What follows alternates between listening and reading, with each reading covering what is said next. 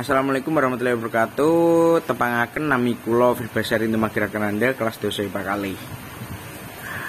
Kula badhe nembang tembang pangkur. Sekar pangkur kang winarno lelabuhan kang kanggo wong ngaurip alalan becik puniku prayoga krawana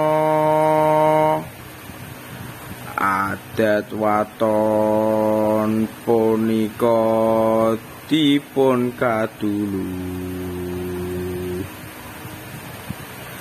mewah ingkang tata krama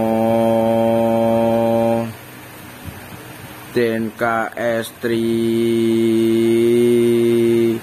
siang ratri